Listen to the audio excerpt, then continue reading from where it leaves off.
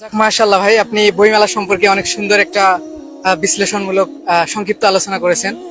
যাক, আলহামদুলিল্লাহ। আসলে আমাদের বাংলাদেশে অনেক ধরনের মেলা হয়, যেগুলোর মধ্যে মানে দুনিয়াবি কোনো উপকার নেই, পরকালীন কোনো উপকার নেই। দুনিয়াবিও যদি কিছু উপকার থাকে সেটা সংক্ষিপ্ত, মানে কিছু সময়ের জন্য, কিন্তু সেগুলোর মধ্যে পরকালীন কোনো আর কি উপকারিতা নেই। কিন্তু সেগুলো দেখা যায় যে সেগুলো বেশি প্রচার প্রচারণা হয়, বেশি ফেমাস হয়। কিন্তু দেখা যায় যে আমাদের এত সুন্দর সুন্দর ইসলামী বই মেলা হচ্ছে, কিন্তু এগুলোর সেরকম প্রচার প্রচারণা নেই বললেই চলে। কিন্তু দেখা যায় যে মানে এগুলো থেকেই বোঝা যায় যে মানুষ আসলে দিনের পথে পথে অতটা আগ্রহী না। মানুষ শুধু দুনিয়ার পিছেই ছুটতেছে আর কি। আসলে মানুষ দিনের পথে আগ্রহী না, এই ব্যাপারটা এমন না। আবার আমাদের সমাজই মানে এমন ভাবে আমাদের কাঠামোটা নির্মাণ করা হয়েছে, এই কাঠামোটাই হচ্ছে একটা ইসলাম বিদ্বেষী কাঠামো। ফলস্বরূপ দেখা যায় যে মিডিয়াগুলো দেখছে এখানে অসংখ্য মানুষ আসছে, এতটা সত্ত্বেও তারা সেভাবে এটাকে ফোকাস করছে না। মানুষ যদি এটা জানতো তাহলে অবশ্যই এখানে ভিড় দেখতে পেতেন। অসংখ্য মানুষ জানেই না যে বইমেলা হচ্ছে। তো সেই জায়গা থেকে আমার কথা হচ্ছে যে এই যে বেশি প্রচার প্রসার করা। জি, এই জন্য আমাদেরকে ছোটবেলা থেকে যারা গার্জিয়ান আছে, যারা পিতামাতা আছে, তাদের উচিত যে তাদের সন্তানকে সঠিক ইলম শিক্ষার জন্য তাদেরকে সেই পথে এগিয়ে দেওয়া।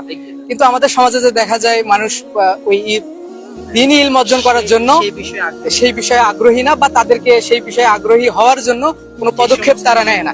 এই জন্য দেখা যায় যে আমাদের সমাজের এত পদস্খলন, এত এত সমস্যা।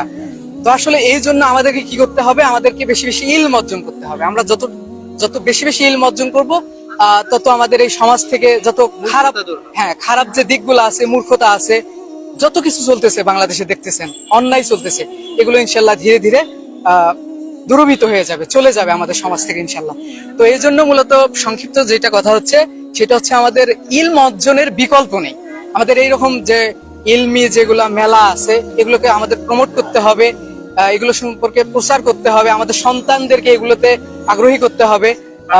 হ্যাঁ, তাদেরকে পাঠক তৈরি করতে হবে, আমাদেরকেও পাশাপাশি ইলম অর্জন করতে হবে। তাহলে দেখা যাবে যে ধীরে ধীরে ইনশাল্লাহ আমাদের সমাজ এক সময় পরিবর্তন হয়ে যাবে।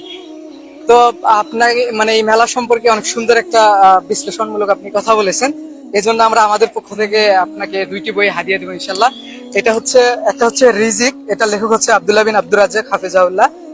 দ্বিতীয়টা হচ্ছে কোরআনের আলোকে হাদিসের অপরিহার্যতা। হ্যাঁ, এটা হচ্ছে আব্দুল্লাহ বিন আব্দুর রাজ্জাক হাফেজাউল্লাহ লিখেছে। ইনশাল্লাহ আপনার সাথে কথা বলে অনেক ভালো লাগলো।